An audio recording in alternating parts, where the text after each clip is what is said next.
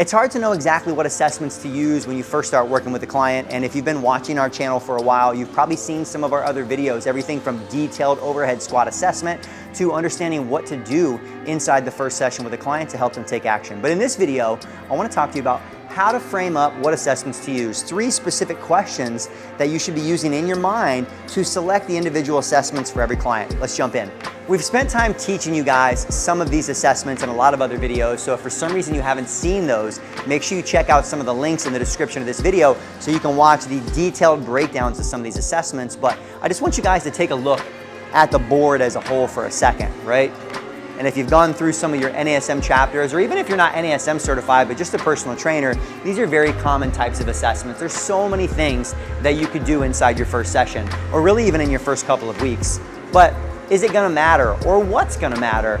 And this is what I want you guys to be thinking about as you guys go into deciding for every single client, is taking a look at the whole gamut of what you could do and make sure that it makes sense. Makes sense to you as a coach and trainer and your philosophies for training, and also probably more important, the person that you have in front of you.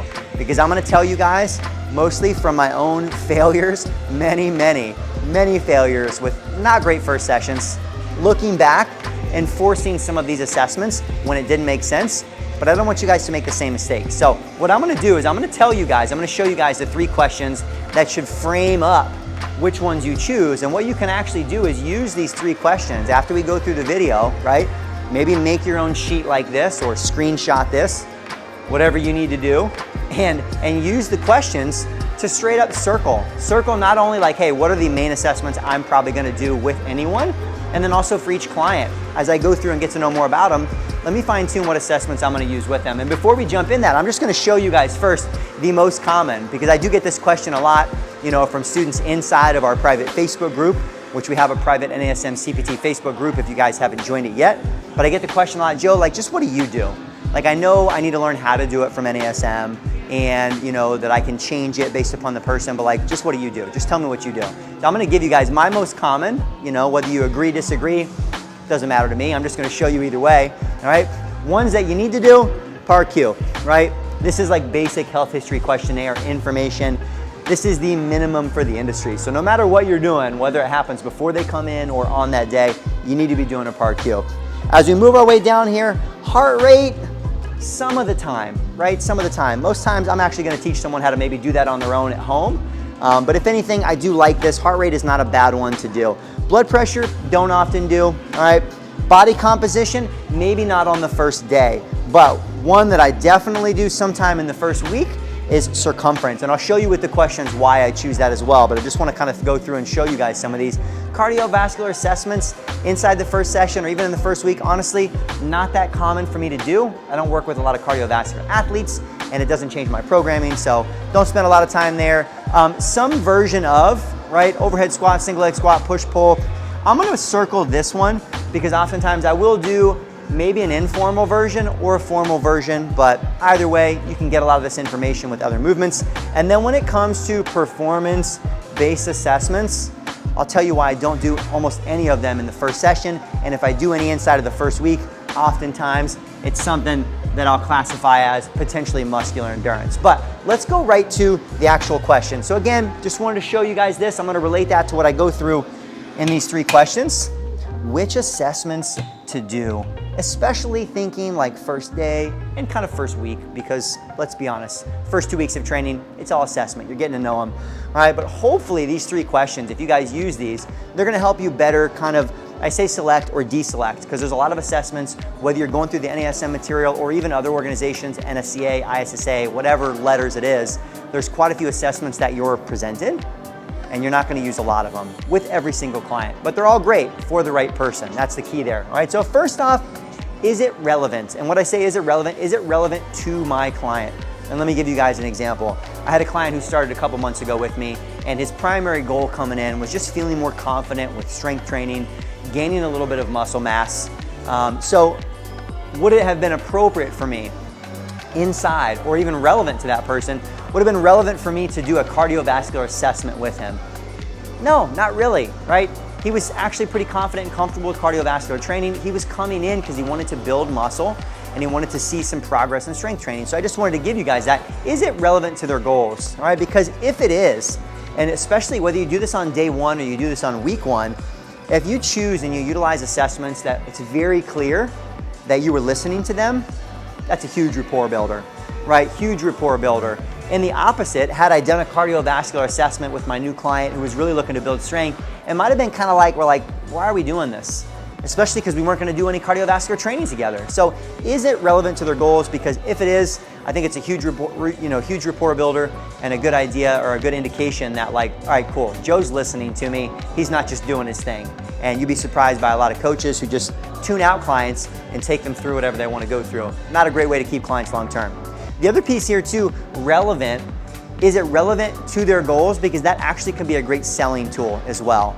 If you've watched some of our previous videos, the one specifically that goes through and talks about what to do inside your first session, well, getting a few questions, getting some insight before they come in can be super powerful, because if I know they're coming in for muscle gain, they're coming in because they have a previous injury, they're coming in because they want to have more fun in the gym, whatever the specifics of their goal are, if I can do some assessments that show them, hey, I'm listening to you, I hear you, it also could be a great selling tool because it's showcasing to them, hey, I've got the knowledge to help you achieve what you're looking for.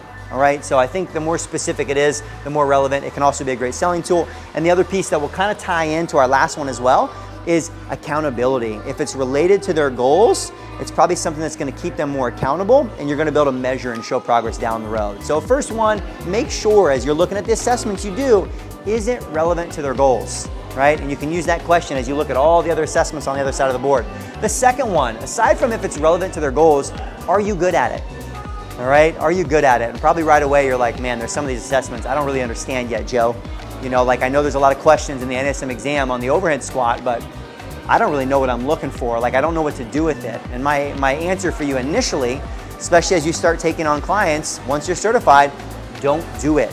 Only do assessments that you either are really good at or that you feel like give you a lot of information, all right? Meaning that they give you a lot of information you're gonna be able to use. And if you go back, if we flip back real quickly to this side of the board, that might help you knock some things off. And it might help you say, oh yeah, like I feel really good, like I really understand this one, and I feel confident about how I can use it with my training. Because at some stage, especially if you're thinking about the goal of establishing value and expertise for your clients, is you want it to be something that you're so confident in, you can have conversation about, right? And for me, that took a long time. I was not great at doing the overhead squat. I've done other assessment, programs like the FMS, and I went through the program, but I just still really wasn't great at verbalizing it. And it just doesn't come across as well, right? If you're gonna utilize it, I believe you wanna be comfortable enough to talk about it with your clients in real time. And that's gonna build a lot of confidence in them, right? If you can verbalize and communicate what you're doing, why you're doing it, how it relates to their goals, how you're gonna use it with your programming, that's a huge value builder for a lot of people, right? Especially for anyone who's worked with a trainer before, who may not be super organized, who may not utilize a lot of these things. I think this can be a huge confidence builder. But again, only if you're good at it. Now, the good thing is like you can practice and get better. So maybe as you initially start training, you might not feel really great about the single leg squat. You might not feel really great about doing an overhead squat. You might not feel really great about doing one of the performance assessments, but you practice over time. Maybe you're practicing on yourself, you're practicing with others. Practice on others first before you start using it with potential paid clientele. And at that stage, it's gonna serve you a lot more to integrate it in. So again, is it relevant to their goals? Am I also good at the assessment? If I am, cool, it fits the bill so far. And then the last one that I would say here too is it going to motivate my client? Or better yet, tracking what specifically? So when we look at assessments, obviously there's gaining information that we're gonna use for their programming, but part of assessments is also tracking progress. And for many clients, that's also showcasing progress. If you think about the average person coming in, whether they're coming in for muscle gain or weight loss or just feeling better, sometimes those initial things don't change right away. Now, without a doubt, we want to get clients quick wins. I would love to help them see a couple pounds of weight loss in the first few weeks so they stay excited and motivated. But sometimes it doesn't, right? Especially if they've never strength trained before. You know the body's adapting. And so what you can do is as you look at your assessments, even you look at things like body composition, body fat versus circumference measurements, even things like heart rate, what might change pretty quickly? Heart rate can be a good one. If you have a sedentary person and they all of a sudden start working out with you 2 or 3 times a week, and they're making better choices, sometimes that resting heart rate will change pretty quickly because our cardiovascular system adapts quickly. So that can be a really great motivator just to help showcase to them when other things might not be moving, because weight loss is not linear. When weight loss may stall, but we can showcase progress in other areas, that can be huge for just maintaining and gaining buy-in for clients. So what's gonna motivate them? What do they care about, right? And I circled on the opposite side circumference measurements over body composition. Now, a lot of your clients, they do care about body comp, but many of them don't understand it. They don't necessarily understand the relationship between muscle mass and fat loss. And although you and I know it's a great measure of what's happening in the body, not all of them truly understand the ramifications of what it means. It's also a highly skilled thing. If you're gonna do certain measures, you gotta be really good at it. Circumference measures, pretty easy to do.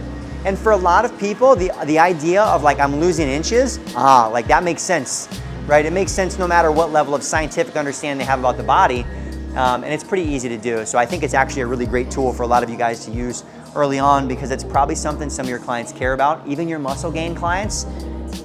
The biceps getting bigger, guess what's happening? Muscles are growing, right? So circumference measures can be good, and it can showcase progress when other things might not be changing. So as you guys look at all the things that you guys can do, hopefully you guys can use these 3 questions. Is it relevant to my client and their goals? Am I good at actually performing the assessment? Like, is it gonna come across well to them? Am I actually gonna get accurate numbers and measurements? And is it also gonna be motivating to them long-term so that they continue to put the effort into their training that they need to? So as you guys navigate the sea of assessments that are possible with any new client, I want you guys to think about those 3 questions that we went through. Use those as a lens in which to filter which ones you use. And if you do so, it's gonna better help you build your training business, and you're gonna get the information that you need.